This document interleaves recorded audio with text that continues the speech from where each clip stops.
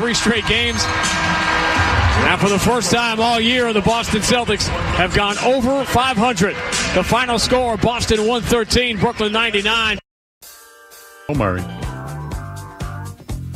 Celtics win, everybody. How are you feeling? How do you feel about a Celtics victory? Well, 113-99. That's the win. Derek White had 2 blocks tonight. The Nets had 2. The Nets stink, everybody, but the Celtics, they turned it on in the fourth quarter, 14 points. They're now 8-7 on the year. They're above 500 for the first time this season. And I think everyone's happy about that. Are the Celtics maybe turning around their play after the disappointing start? Absolutely. Absolutely. But they had a lot of turnover issues tonight. It wasn't good. It was very sloppy early on. Very sloppy. Not the greatest night for them. Again, they turned the ball over 12 times, leading to 17 points for the Nets.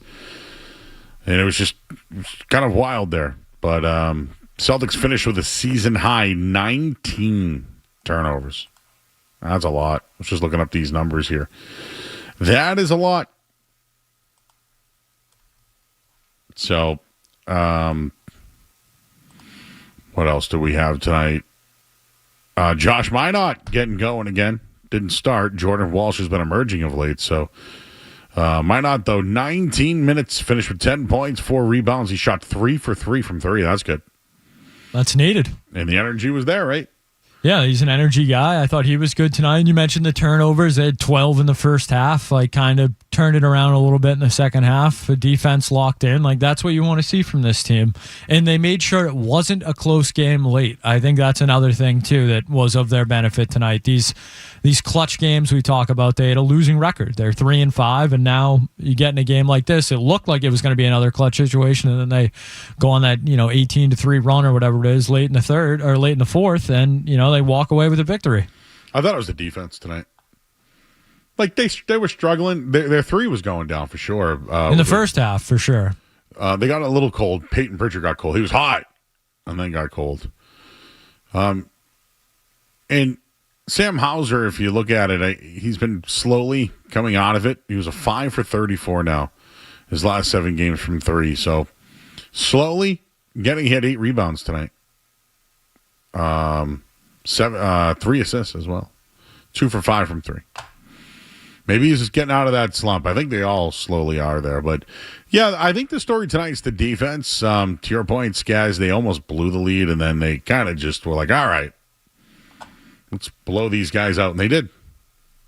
I give them credit. They have a minus 12-point differential in the NBA Cup. They're 1-1. When does that pick back up again? Because I can't figure that out. But there you go. Celtics winners. Let's react to it on the other side. We'll take a break. No breaks, guys? Okay. No. Right to 10:30, Joe. Okay. River's going to give us our headline. He'll give us our headline at 10:30. All right. Well, what was the best part of tonight? Because, again, the game for me was a little it's kind of like 2 bad teams at one point. Well, Brooklyn is especially bad. They have 2 wins on the season. Maybe the worst team in the league. Certainly one of the worst teams in the league. Jaylen Brown comes back tonight, 29 points, 23 in the second half. Like, that's a good thing for the Celtics. That's more of the Jaylen Brown you want to see. But the free throw thing is still something that's bothering me. They take the least amount of free throws in the league, in their mid-20s on free throw shooting percentage. That almost came back to bite them tonight. When a team like Brooklyn is getting more free throws than you, that's never a good sign. But we're talking positives here, Joe. We can do a little green teaming. I think you mentioned Josh Minot. I thought to see him get back out there and kind of find his footing again was nice. You mentioned Sam Hauser. Still only 2 for 5 on his 3-pointers. Not great, but starting maybe we're starting to see him turn the corner. It's tough not to do negatives, Joe. It's just it's in our blood here. Like Anthony Simons. Can we green team a little bit? Please, Joe, please. All right. Well, I had Peyton Pritchard over 4 threes tonight. He had 5 in the first half, I believe. And that's a cash. I did take Luka Garza. He had 5 points and 5 rebounds. What was the line? 15. Oof, yeah. Not great. No, you know what? I'm fine with it. He's a fine little big off the bench, don't you think? He's fine. He's fine. Fine. He should be your second big off the bench, though. Yes. Not your first big off the bench. Yes. Can we green team a little more? Please. They really miss Luke Cornett. Oh, absolutely. If there's one guy they lost. The murder cornet. If there's one guy they lost, The Cornett contest. Listen, would he start on this team? Yes. Yeah. Yes, he would. Yes. But that makes Keita your first guy off the bench with guys. Do you see what I mean? Like, no, they need another legit NBA big. I'm green teaming right now because this team is not really a team to me. This is a group of assets. Clearly, Joe Mazzulla playing his guys once again. Skaz, I'll save that take for another night. You've been air frying that one. Come on, Anthony Simons is 11 first half points. What happened to him in the second half? He didn't play defense, so Joe sat him. Yeah. He was chewing him out. Because Joe plays his guys. Now, can we say that about Josh Minot? No. It's not his guy. Maybe he'll take credit for him, being successful. What I mean by his guys is not Garza, not Simons, not Minot, anybody. Boucher, definitely not his guy. Right? Yeah, Boucher, another DNP. I mean, Simons played 26 minutes. No, I know. Listen, he's an elite scorer. He is. He's great. Elite maybe is a little high, but is he a good shooter and a good scorer in this league? Yes. But he can't play defense. And you're right. Down the stretch, that was the difference. And he had 14 points in the fourth quarter. That's good. But like I can't sit here and tell you this what I'm watching is like a team. Like I can't do it. But is Jaylen Brown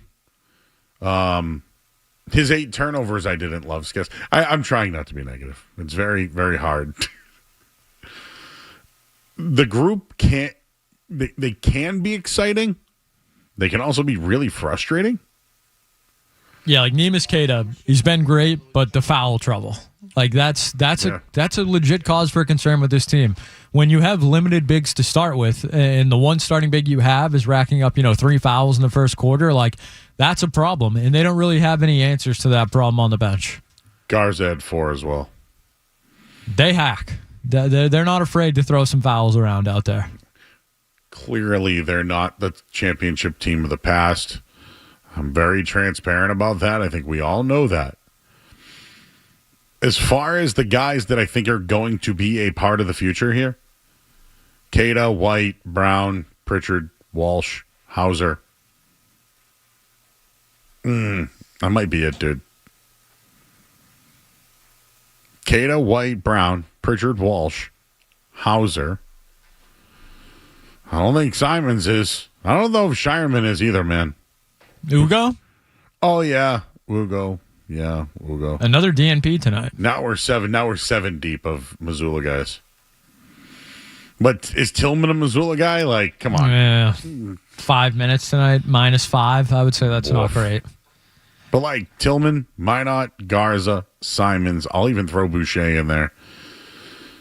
They're all just guys that aren't going to be here. They're not going to be here. And I think Joe knows it, and he doesn't use them. And it's just, I know I've been air frying this for a couple of days now. Or after every game. But they pulled it away tonight. 24-14. They played defense. Jaylen Brown, a couple of things I noticed from him tonight. Drove to the basket, saw the double team, kicked it out. And he assisted on a couple of them to Peyton Pritchard. Brown, 8 turnovers, 4 assists tonight. Man, 8 turnovers, huh? It's a lot. Too many. For him. Too many.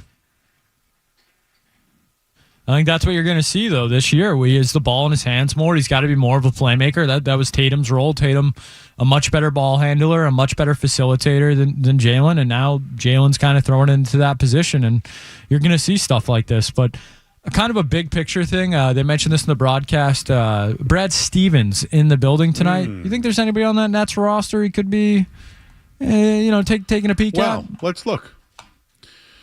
Do I think Michael Porter Jr. is someone I would look at? No. No, you are a no? No. Oh, my God. No.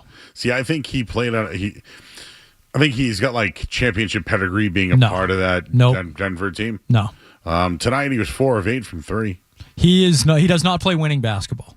He's been on winning teams. He had the best player in the world on his team who force-fed him some of the best passes you could ever ask for. Michael Porter Jr. is a fine player. You're out. He not. Well, I gave you a name. You're out. I'm out on Michael Porter Jr. Nick Claxton is a guy who can't score, can't throw the ball in the ocean, but he could get some rebounds. You wonder if they're looking at somebody like that. Day'Ron Sharp's another guy, 6'10", North Carolina, like former first-round pick. Yeah, somebody like that. Actually, he stood out to me. What do you have? Yeah, he had 7 rebounds, 2 assists.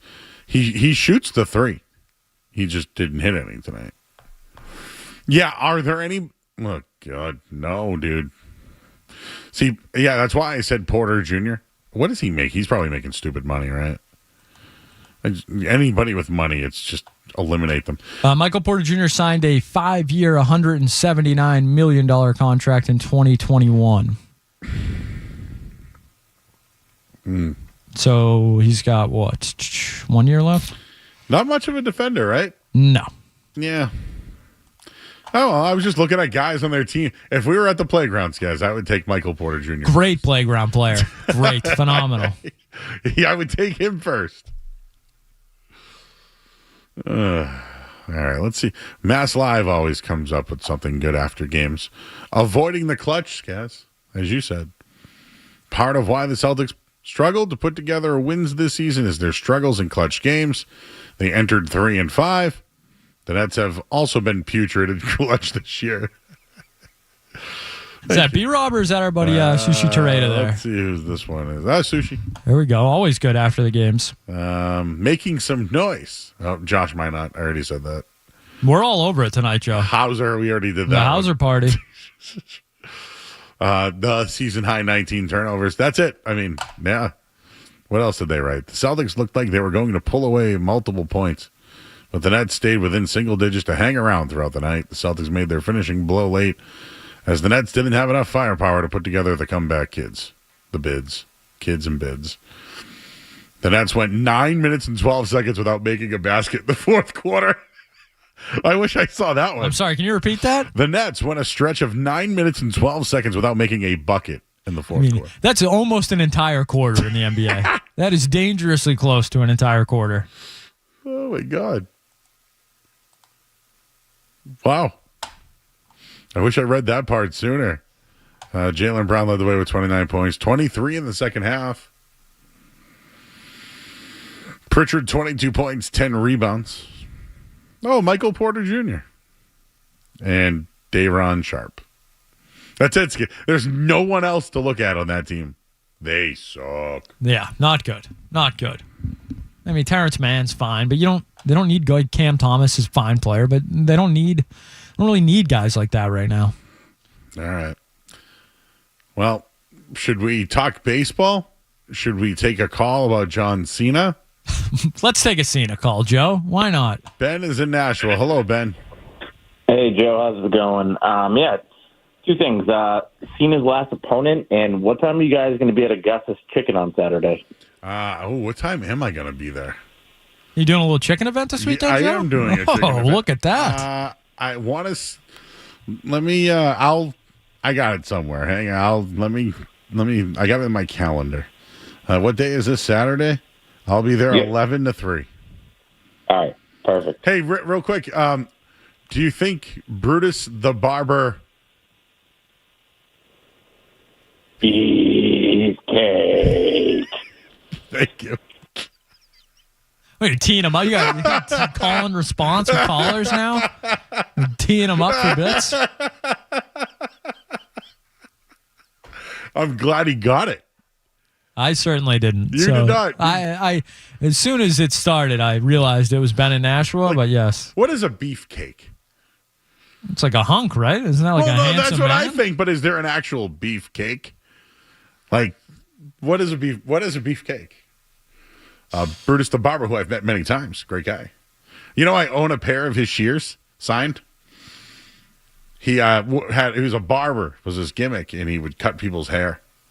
Beefcake from Merriam-Webster's Dictionary.com. A usually photographic display of muscular male physiques. Also a man of the type featured in such a display or such men in general. So a hunk. Oh, so a stud. Like I'm a beefcake. Yes, Joe. An eyeful is what Joey Beefcakes. Joey Beefcakes. What we call River a beefcake? Can you be a young beefcake? That feels like Beefcake River? Got to be like 30, 35 to enter into beefcake territory, I think. River Beefcake Mitchell? He's River the Hair Mitchell, I think. He looks like Bobby the Brain Heenan. Actually, no. Who's the other guy that you were mentioning to me? Oh, he looks like the ref there. Charles Robinson. Charles Robinson. Or what, yes, that's who River looks like. He was the one that was little Nate is what they call him. Little nature boy. That's what they call him. All right. River, let's talk some socks. Is that cool? Yeah, that's cool. You're a big baseball guy. You've been panting around all night long tonight. Yeah. I've had things to do. I almost choked. That was a joke. That is true. You were, It went down the wrong tube. Went down the wrong tube. It happens to all of us, but you're good. So I'm back. I'm here. I can definitely, I will say, I can definitely see this Charles, the ref guy or whatever. I can see the resemblance. He's got very, very bright blonde hair. Yeah. Just like mine, but longer. Yeah. There's a lot of people you look like. A lot. Yeah. See, Skaz doesn't look like a lot of people. No, not really. Skaz it reminds me of a young, I've always told him this, but who's the kid that who played Robin in the Batman movies? Yes, you always say I look like Joseph Gordon-Levitt, which I don't really see at all, but he's a handsome guy. He's a damn handsome man. I'll take it. I don't know why I always think that about you. It's a compliment. I'll take it, Joe. He's been in a lot of things. Joseph Gordon-Levitt is Skaz. And Joe, you look like that chef. That chef. Oh, yeah, the guy who... Daniel Rossi or whatever his name is? Yeah, Daniel Rossi, yeah. Yeah. I've gotten a lot of doppelgangers in my life. I get Uncle Phil from Fresh Prince a lot, too. Kind of look like him. Dom DeLuise. These guys are too old for you, River. All right. The Red Sox made moves today. Explain to me what happened today. Yes. So the Red Sox, they made a lot of moves. A few of these I have in my headline. The first one I want to talk about was Brennan Bernardino. For those of you who do not know, he was just traded to the Rockies for a utility man. His name is Braden Ward. And from what I've seen about this Braden Ward guy, I don't know much. What I do know is that this guy is 27 years old, and he spent about 44 games for the Albuquerque Isotopes, which is the AAA affiliate for the Rockies. And so let's make this clear. The Rockies don't have a great farm system to begin with, right? Their farm system is not good. And this is a utility guy who doesn't really have much power, who I don't even think has played at the MLB level, and he's 27. And we traded him. Sorry, not we. The Red Sox. We. Yes, I corrected myself. But the Red Sox traded away Brennan Bernardino, who is a legitimately decent bullpen arm, pitched about 50 innings for the Red Sox last year.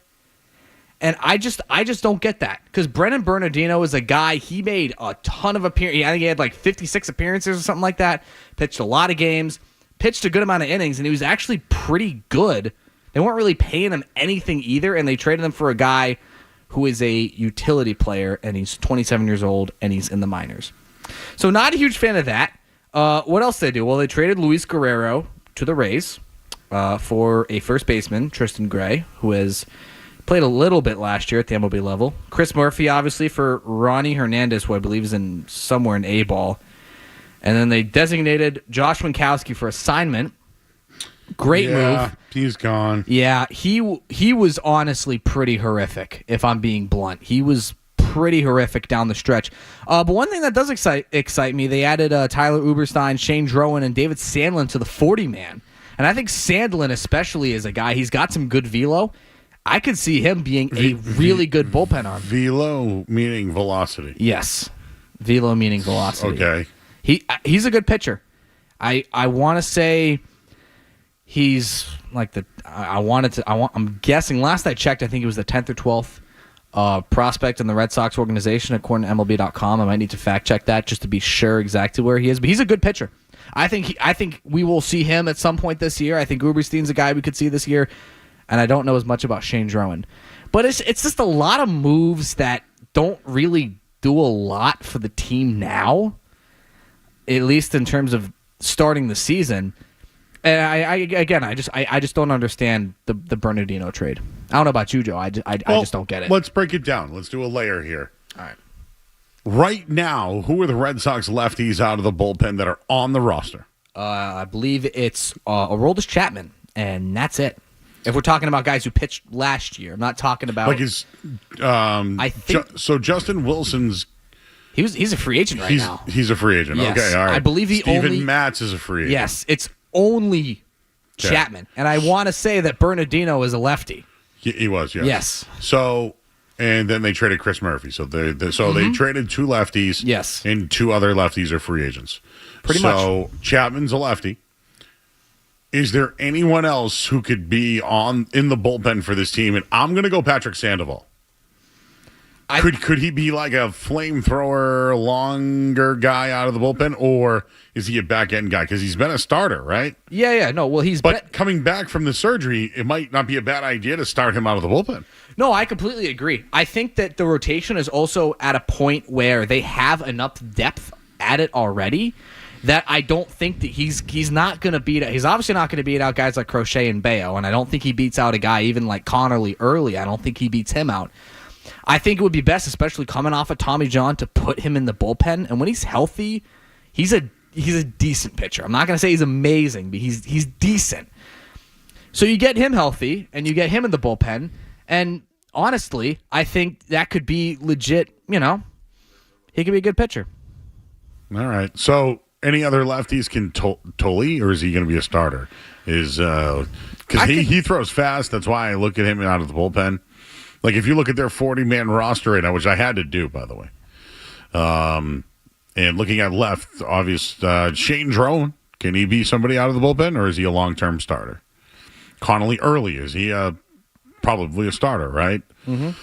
Then let's take the lefties out of it, right? Oh, they got that guy Giovanni Moran, too, who's, up and down, whatever lefty. He was bouncing up and down between AAA. Yeah, so I mean he's a system lefty. Yeah. He's fine. But then they have other guys, Hunter Dobbins, right? Cooper Criswell, Cutter Crawford's coming back. They still got Dick Fitz, right? Jordan Hicks is still in the mix. Zach Kelly's here. Luis Perales is still. You mentioned Sandlin's on the roster. Justin Slayton is a part of this as well. Greg Weissert, is he still a part of this team? Absolutely. They're loaded right-handed. Yeah, I was literally about to say, I think every single one of those guys you mentioned are right-handed. Yeah, so I think their bullpen might be a strength to the team. Right, like just off top of your head right now, right? You would assume Whitlock and Chapman, right? 8, 9. Yes. And then a combination of Slayton, Weissert. Let's just probably Slayton more. One of the two. Yeah, they'll probably alternate days that they pitch just to keep them fresh, I'm guessing. All right, then you need your middle relievers. So is Zach Kelly a guy that's going to hang around? Is it, do they want to go with Cutter Crawford because he can pitch a ton of innings? He's a guy who can probably fit right into a start if they need a opener or somebody like that. Right. I think right now, really the main guys who I would want, the two guys I want to have in leverage situations, 8th and 9th, as we mentioned, is Whitlock and Chapman. I would, I think outside of that, I think Weissert is probably the next best option. Personally, I don't like Zach Kelly that much. Yeah, like between Kelly and Moran and guys like they're guys they'll eat innings. They'll eat innings, yeah. But is Jordan Hicks a part of this? No, he's awful. What about Kyle Harrison? He can be. Okay. We just haven't seen him pitch. So that's what I mean. Like if we keep talking about what the Red Sox will do, right? Power hitting bat seems to be the biggest name and a front of the rotation pitcher. Mm-hmm. They've spent a ton of prospects on pitching already. Yeah. So they're probably going to sign one. Right now, the favorite's Ranger Suarez. I think I would be shocked if they do not sign at least one starter. Because while we mentioned that they have depth, I mean, there's still a lot of unknowns. Like, how do we know? Like, Cutter Crawford hasn't pitched in over a year. How do we know he's going to come back? Right? I mean, Sandoval, too, for that matter. We don't know. We have no idea how he's going to pitch. Dobbins is coming off of an ACL. Yeah. We have no idea how he's going to pitch. Criswell, Fitz, they're all the same guy, right? So many. They're all question marks. Yeah. Harrison, I guess you should throw into the mix there, too. He's also a huge question But do you know mark. what I mean? Like, they have 4 or 5 guys that are tweeners. Like, as far as their meat and bones, I think it's Slayton, Whitlock, Chapman. And everything else is manageable. Yeah. Like, Jordan Hicks is on the roster unless he gets traded or cut. Yeah, no one is going to pick up that contract. But, like, can somebody work with him? Like, that's what I'm wondering. Because I think if they can get him right, he's now your late inning guy. But that's a big I know it's a big if, but they made this trade for him. Like, I know. They wanted to sign him in the offseason. I know. Which I don't entirely understand, because I think they also wanted to sign him as a starter, correct? Yeah. And look at how that turned out. He's been horrible. I think in a perfect world, you bring back Steven Matz. I would not hate that at all. Because he was decent. And I just think that if you get Matt, Slayton, Whitlock, Chapman, respectable. This is why I'm saying Hicks is a wild card. Yeah, he's a scratch ticket. He's mop up. He's legitimately a scratch ticket. Yeah. If it works, you hit. If it doesn't, you throw it away. And it most likely will not hit. It probably won't. Yeah, but right. he's had success, and they work with guys like this. So, well, you know what? I hope as much as the next guy that they turn it around. But they have so many guys. Like, they have depth. Where was this depth in the playoffs? Right? Yeah. But again, you saw what these guys could do. Like, I didn't think Connolly Early could pitch 5 innings or 3 or whatever it was in the playoff game. Well, the only reason we have all this depth in the first place is because people are coming back up. Well, Red Sox. Sorry, the Red Sox. A lot of their pitchers are coming off of injuries. Yeah, I think that's a big reason. How many guys? Sandoval, almost the entire rotation was injured. Out, and I don't even know what's going on with him. Giolito's probably gone, right? Yeah, I don't think they re-sign him. I think I think there's a chance, but I think he probably walks, and I think that's a big reason why they need to go out and sign at least one of these starting pitchers, because Giolito gave them about 145 quality innings last year. That's really solid, considering he started the year on the IL. Yep. That's a really good season from Lucas Giolito. Here's my take.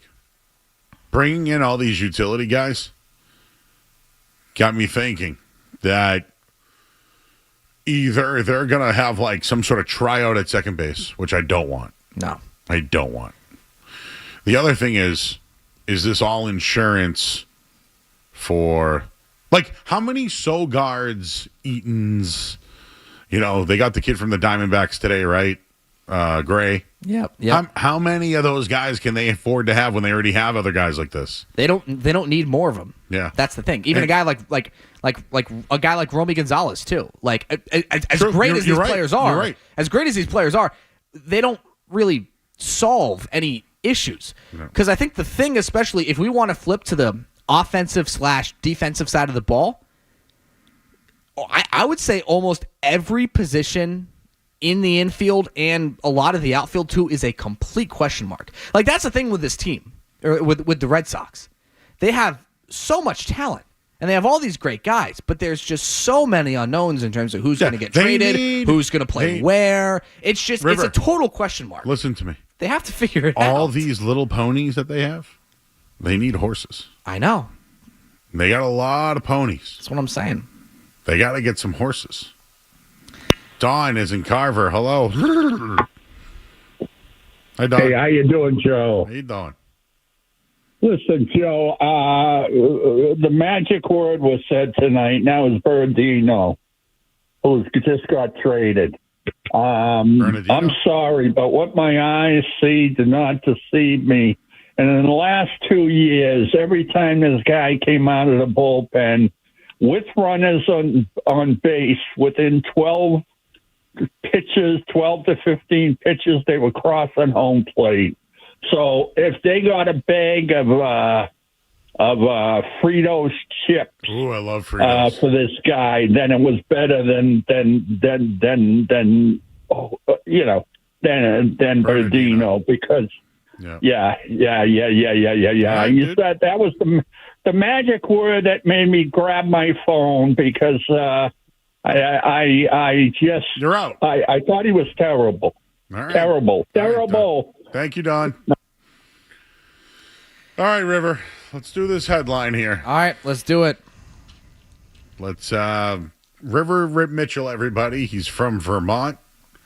He goes to Springfield. He drives from Springfield to Waltham, which is insane. It's a lot of driving. It's about 3 hours round trip. It's a pretty long drive. But I'm also partially insane as we talked about. I was going to say that River is also you're a firecracker. I would say that's a. I also got a text about who our intern looks like. River. Why am I such a misfit? I am not just a nitwit. You can't fire me. I quit. Do you know who I'm talking about? Nope. You ever saw Rudolph the Red-Nosed Reindeer? Like the animated. Yeah. Yeah. Remember the guy who wanted to be a dentist? Do you know who it is? His name, Joe? I do. I think it's Hermie. Hermie Hancock. Yeah, I was about to say it's been so many years since I've watched it. I honestly don't even remember. Hermie the Misfit Elf is his name. I can kind of see it. He's got some flow. He's got flow. Yeah, flow. I'm looking this. You gotta be this guy for Christmas this year. Oh. Yeah. Oh, I can kind of see that. Yeah. You know what I think it is? The sides of his head. The hair kind of goes up a little bit. It sort of waves down, then it goes up a little bit, like my hair does a little bit. And it's the same shade too. But anyways. Okay. All right, everybody. River Mitchell with your Sports Hub headlines. Essential Sports Hub headline presented by Celsius Energy Drinks. The Celtics pick up a win by the score of 113-99 to bring their record to 8-7 on the season. Jaylen Brown with